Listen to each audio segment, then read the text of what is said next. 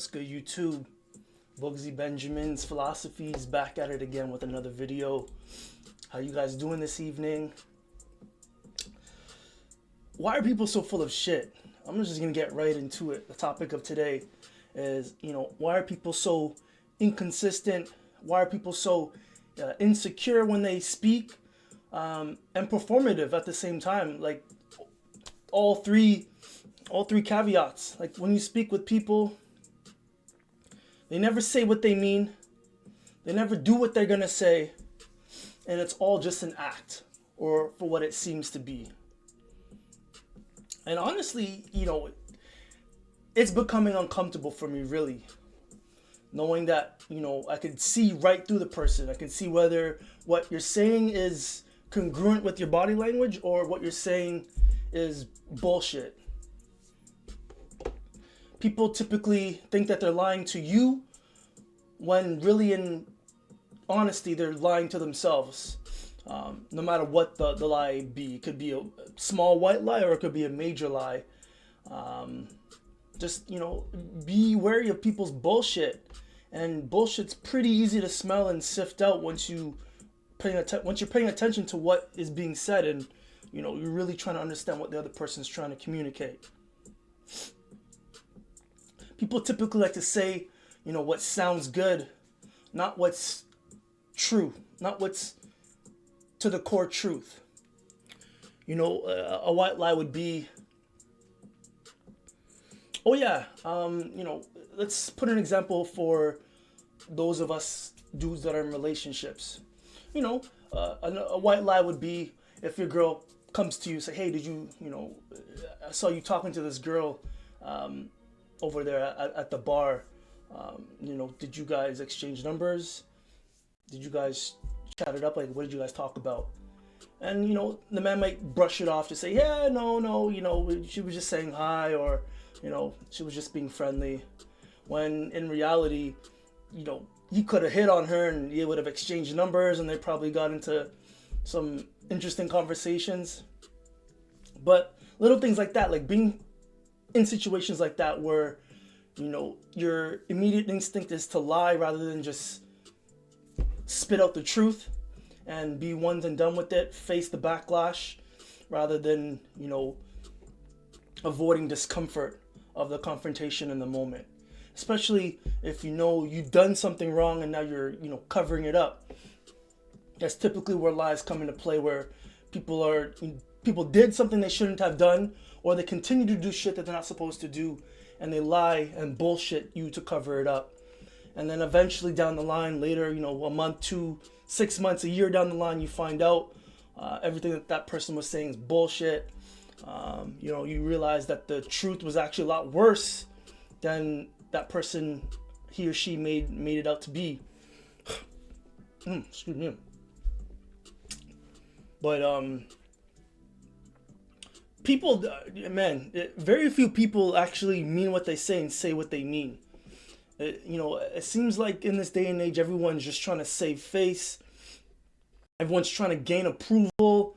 No one, I shouldn't say no one, but very few people approach interactions with others with true and honest intent. A lot of people don't come from a good place. A lot of people come from a place of protecting their own image, wanting to save face, put themselves in a box and hide their inconsistencies. People want to, hide their flaws, hide their mistakes. But you can't do that. It comes to a point, especially as you get older in life, you got to lay your mistakes out bare. You got to be honest. You got to have, a true self-account, true inventory of who you are as a person and, how you go about life. And, your reputation, a lot of times, depending on who you are and what you do, precedes you. And, is your reputation in alignment with how you actually are in real life, in terms of your behavior, in terms of your values, your ethics, your morals? Are you on the same page with your values? And I would probably say a large majority, 80+ percentage of people I would say probably aren't living in alignment with their values, and their not their wisdom, but their values and their beliefs and what they truly feel and want out of their life. Me, when I'm speaking to people or when I'm listening to someone, by default, I'm gonna take your words seriously. If you utter, certain phrases, certain commitments, make certain statements, I'm gonna take your words seriously by default, unless you've given me a reason to not take you seriously. Or, like I said, if what you're saying and your body language don't match, right? My spotty senses go off and something doesn't look or something doesn't sound right. But for the most part, I'm taking your words seriously, so you get that benefit of the doubt. But you only get one benefit of the doubt with me. Once that trust is broken, it only takes one lie, one white lie, one major lie, one one entanglement of bullshit, and that trust is broken. Not to say that trust cannot be built back, but it's a small likelihood, and it's gonna take time. It's gonna it's gonna take more than time, effort, and dialogue to build that trust back up, if it ever does. I assume most people are consistent. I know some people I would, a good percentage of people, in this day, 2026, 2027, in this modern world we live, this modern technology, digital world we live in, there are consistent people that do what they say and their lifestyles match with how they carry themselves. But a large percentage of people, I would say that's probably not the case, especially online, YouTube, TikTok, Snapchat, Instagram. People's facade of who they are as a brand really aren't truly who they are when they're laying by themselves at night, when they're with themselves and they have no one else to confront but themselves. I also assume consistency. I assume consistency. I also assume people come in good faith. I know that's not always the case, but I work in insurance, and they have a line where first disclosure, we go by client's first disclosure. We take what clients say first as the truth, and as that changes and the truth is always being manipulated, then we start to work backwards from that. Like, yeah, I gave you the benefit of the doubt. I asked you some poignant, easy to answer questions, and I didn't get any straight answers from you. So now I'm going to question everything you say from here on out during this conversation, during this exchange, since clearly you're not coming in good faith. And I have a 6-7-year-old son. He's going to be 7 in October, and even he, for the most part, tells the truth a lot more than many grown adults do. During an 8-hour day working in insurance, I would say probably about half out of 20 people that I speak to, maybe 10, more than likely don't come in true good faith. And I have to exercise and kind of beat out the truth out of that person to, figure out what the true risk that they present as a client, as an insured, as we would call it in insurance. Lying from omission, lying explicitly, those are big moral caveats that will impact your insurance and impact you getting insurance, especially, this is way off topic, but especially when, underwriting and, other facets of the insurance company gets involved, and, they kind of do a deep dive in terms of, okay, this person says they live at this address. They said they've been driving for this amount of years. They've got this amount of convictions or no accidents. They've been insured for 20 years. When a lot of times after the fact that the policy's already started, you're already insured. If there's any inclination where there's something that doesn't make sense, something that doesn't jive, underwriting will be on your case to sift out your bullshit, to sift out, what lies did you impute on your insurance policy, and especially if a claim happens. If you've lied on your insurance policy, we call it your declaration page. If you've lied on your deck page, your declaration, and an accident or a claim happens, and you misstated the facts, you didn't materially state the facts as it was correct, you're fucked for. Especially if it's a major claim and you're at fault and it's a liability claim and you're sued, and you've lied or misrepresented your material risk to the insurance company, you're fucked. You could be sued for hundreds of thousands, possibly millions of dollars without any policy to back you and cover you, even after you paid months and years into a policy that premiums expense you'll never get back. That's enough insurance talk. Let me get off of that topic here. But it's psychological warfare with these people. When you communicate with others, especially others that are first and foremost are there to save face, are there to cover up their flaws, cover up their mistakes, cover up their wrongdoing, cover up their lack of judgment and lack of values, lack of experience and knowledge, and all that goes with that. It's psychological warfare. When they're trying to manipulate you, at the same time you are trying to uncover their bullshit. You're trying to beat them down mentally, as at the same time they're trying to change and mold the way you see that person. They're trying to mold their perception. They're trying to mold your perception of them by their lies, by omission, by their bullshit, by their commitments that they have no intention of following through on. And it's all like a social performance. And both genders are equally guilty of this. Men, women, I would say they probably lie just as much, 50-50. There's no good or bad gender. There's no good or bad group of people. Good people lie, bad people tell the truth, and vice versa. And that's a large spectrum there, where you have people that don't care to save face because they don't have any face to save, and then on the other end you have people that will lie at any given opportunity to protect their reputation and save their face, especially if they know deep down they don't practice the values that they project to have to others. Now, all this lying and psychological warfare, when you're dealing with people, this back and forth, this game that we play, this psychological game, it doesn't make me cynical.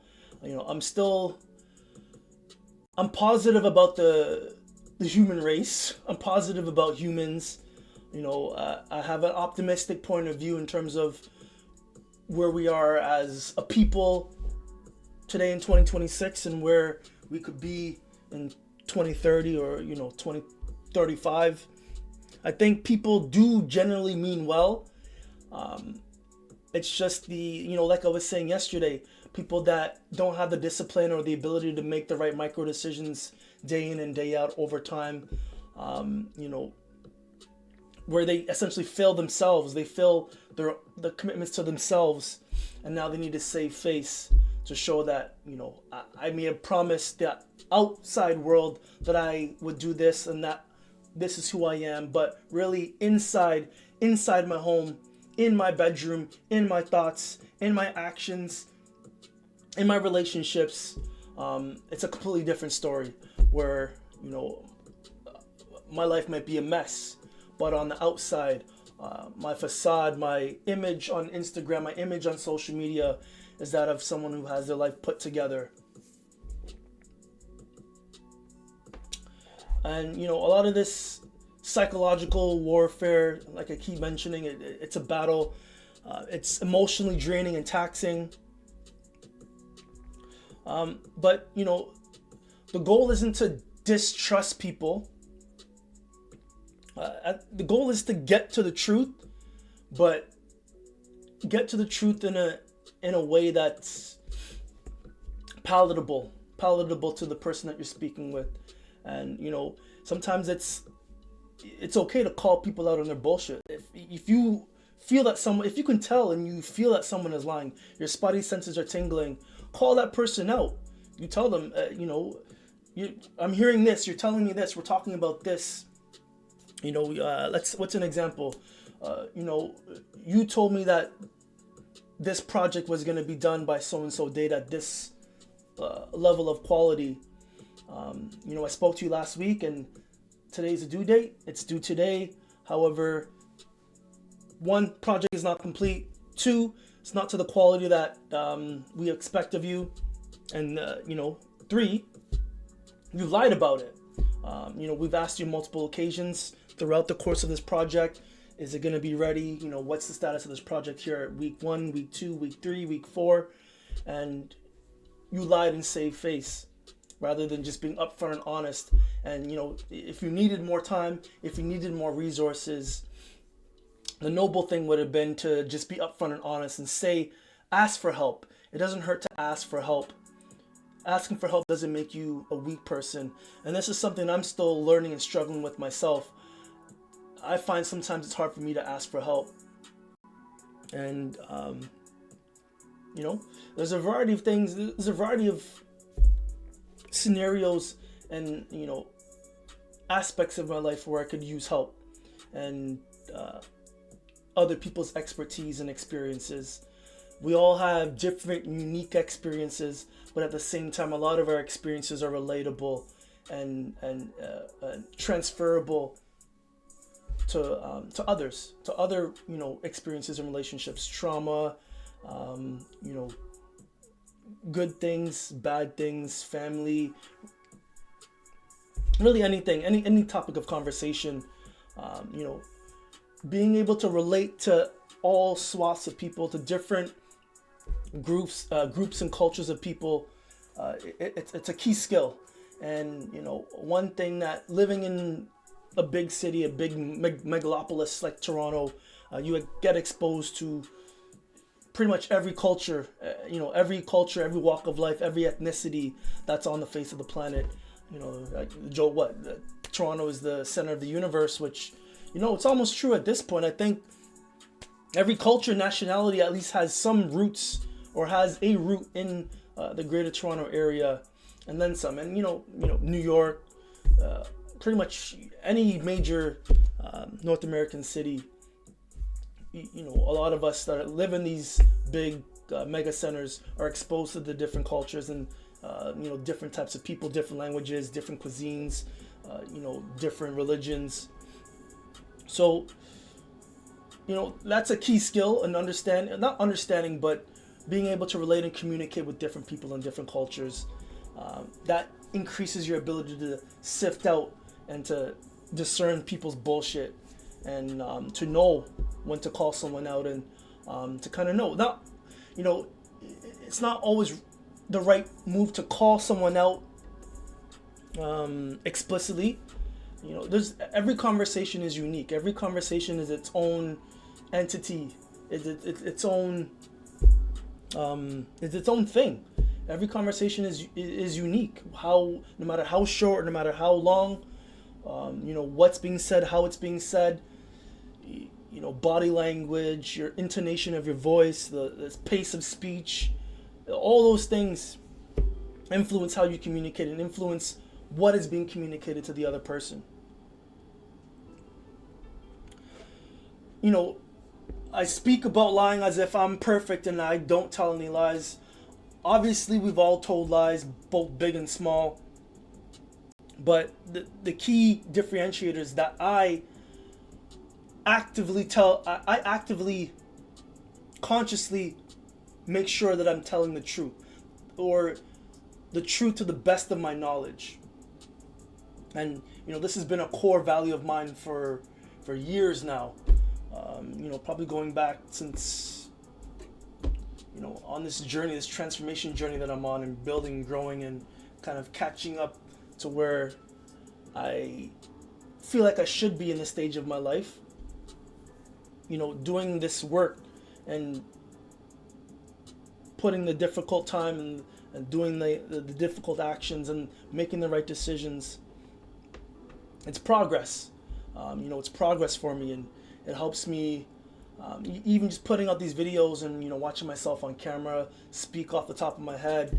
No notes, no agenda. I kind of just, here's a topic for the day. I want to talk about people lying and people bullshit, and let the brain work off the dome. Let the words flow out. But yeah, so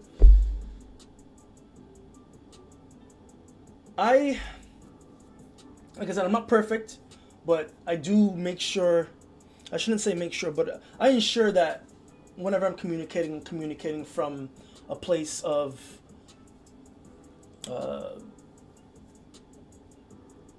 expression. I'm expressing how I feel.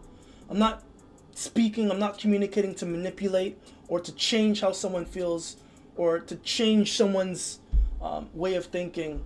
I'm only speaking, I only exchange dialogue to communicate, to express.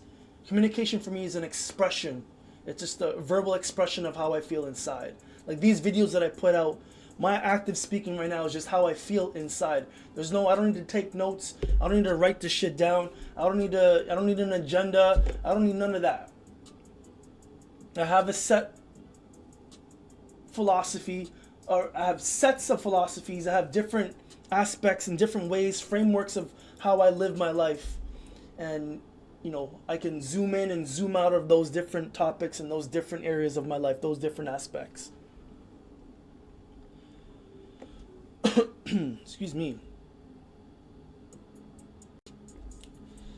But, with that being said, I think generally there's honest people, straightforward, honest people. Then there's people that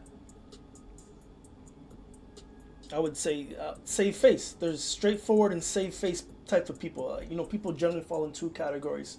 Those that will tell a lie, tell the truth if it's comfortable. They will tell the truth if it makes them, if it increases their perception of who they are. But on the same sense, they will omit truth, or they'll lie by omission, or they'll tell white lies if the truth portrays himself in a light that isn't flattering or isn't what they want people to think of them. So honest people typically, move slower. They think about the words before they utter it out. I'm probably not a good example of that. Sometimes the words just come out and I have to correct after the fact. Honest people or straightforward people sometimes are misunderstood, especially if I'm saying something and it comes across as harsh or toxic in the moment due to whatever the context of the conversation is. If it's the truth is the truth, no matter how if I say the truth is objective. It's true regardless of what your opinion of the circumstance is. And how you perceive that truth is up to you. You can perceive it as toxic, you can perceive it as me being aggressive, you can perceive it as me being dishonest. But at the end of the day, what's the objective truth? It doesn't matter what I think. It doesn't matter what really anyone else's opinion is of what the subject matter is, what the topic of conversation is. It's what is objective. So when we both step back and we observe whatever it is that we're talking about, or we observe the topic of conversation, what is actually true? What can we both agree on, observable truth that we can both see and agree on? And that's where the conversation, needs to be focused on. These little things, approaching conversations, coming to exchanges of dialogue with good intent. These things that they build up trust. They build up real peace. When I say peace, I mean peace between people. Peace, I mean understanding. Peace is just really understanding between two people or between two entities. Could be nations, could be nation states, could be companies, marketplaces, whatever have you. peace is really just a common understanding. But, having a commitment to truth, regardless of whether it paints you in a good or a bad light, that's an enabler of truth, an enabler of understanding.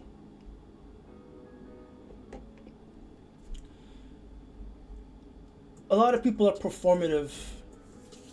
People perform. When you speak to people, first handshake, the first,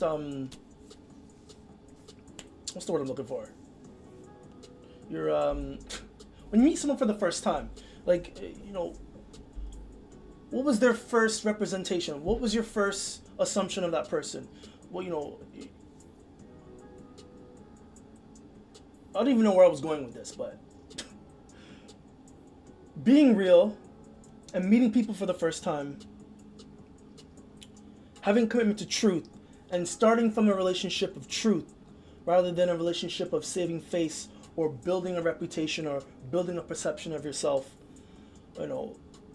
These are real lasting not skills, but these are real lasting values that will transform your life over time if you practice these philosophies, these ways of living.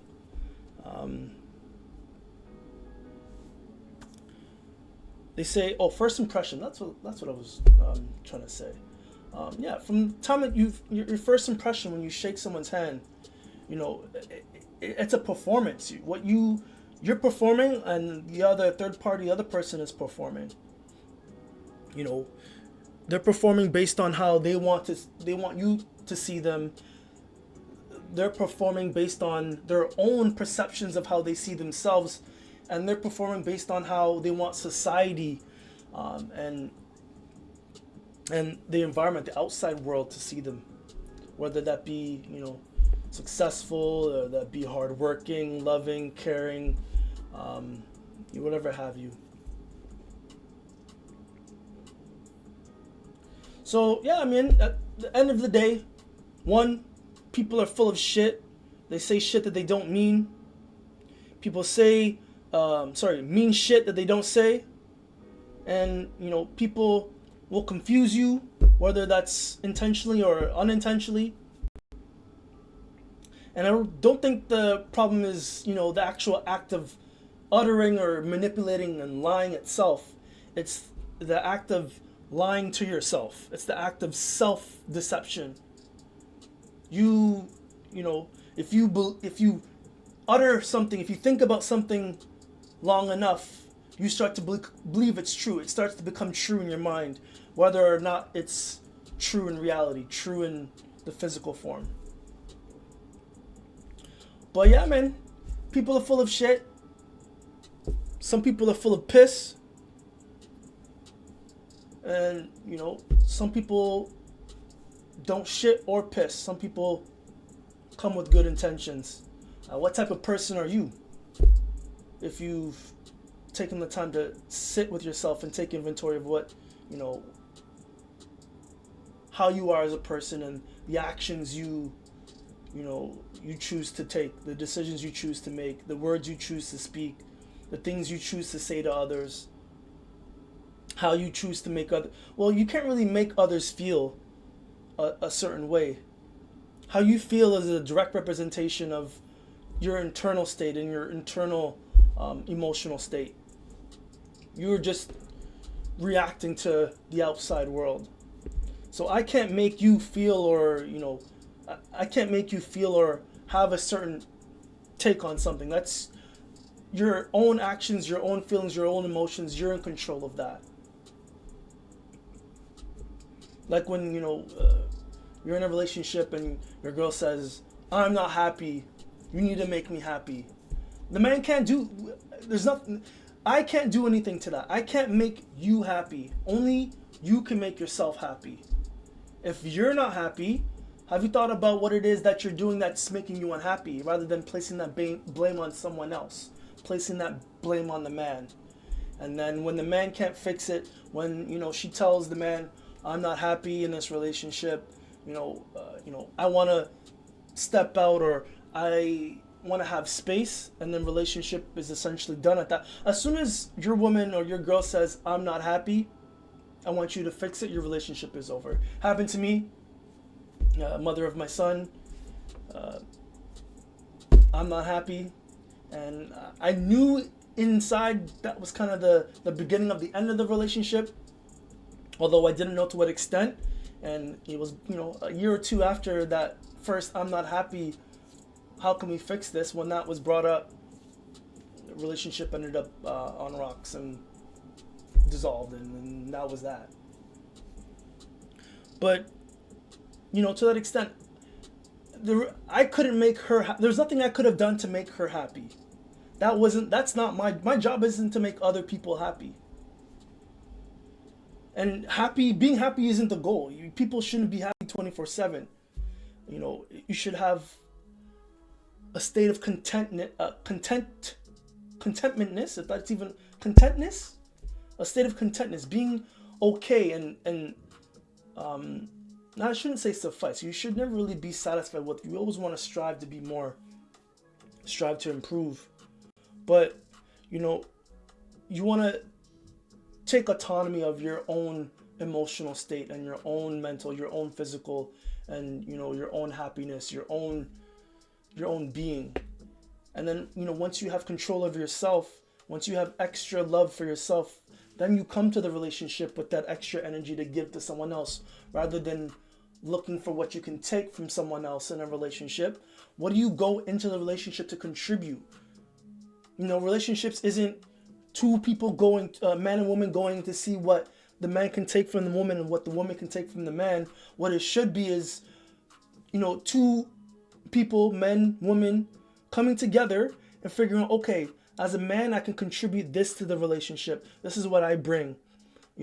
These are my benefits. And then on the opposing side, the woman comes into the relationship. Okay, here's what I bring to the relationship. Here's how I can benefit our kingdom, our own world that we're going to be building together. And then that exchange is natural. We're both contributing, so naturally there's going to be exchange. But this modern dating culture that we're in here in 2026, honestly, both the men and the women you guys are fucked. For a lack of a better word. It's the mindset, the way of thinking, the way you guys think relationships should be. And I'm talking about all ages, Gen Z, 16, 17, 20, 25, 30, 40, 50, Gen X in their 70s. I still see these same ways of thinking and behaviors in relationships. It's crazy, insane. People going into relationships for what they can take from the other person. How much can I get out of that person? How much time can I take from them? How much of their money can they have spent on me? How much how much sex can I get from that person? How much pum pum can I get from this person on a weekly basis? Can I control this person? Can I control what they do, what they what they say, where they go, who they interact with? I find a lot of men, especially in the younger generation, 35 and younger, seem to be quite controlling over their partner, over their women, and wanting to control friends they've got, who they interact with, how their money is spent. But then the opposite is true as well. Women come into the relationships with their own money, with their own jobs, their own careers. They may have homes, cars, but still are coming to the relationship not for what they can contribute, but what they can take from the man. Okay, yeah, I got everything made. I got my life taken care of, but I want more. There's more, but there's more. There's always more. There's always a shiny new bar down the street. What was that? I guess that's hypergamy, I guess you would say. A shiny new bar. Once they see once there's a shiny new bar and it's convenient enough, it's on to the next. Again, playing to people full of bullshit. Again, men and women. This applies on both ends. No one gender is perfect. Men have done women wrong. Women have done men wrong. And both genders continue to, fuck themselves over, for lack of a better word. Which is why I don't really date. I can't date it. I can't normie date anymore. It's, I'm past it. It's exhausting. It's ridiculous at this point. And, I'm a hard person to lie to as well. Like once that spidey sense starts to go off, once my insurance spidey sense starts to go off, you say one intonation of one little word, one sentence, or one phrase, boom, and I'm looking at you like, I'm listening to everything. I'm listening to every single syllable you're saying, and I'm looking for inconsistencies. And that's probably why my relationships, both family-wise and friends and extended family, are somewhat troubled, or can be somewhat troubled. But 'tis life. It is what it is. This is a part of who I am. This is part of my being. It's part of how I approach life. It's a part of, my framework in terms of, Bugsy Benjamin's philosophies. That's why I've named this channel Bugsy Benjamin's philosophies. And holy shit, it's been 36 fucking minutes.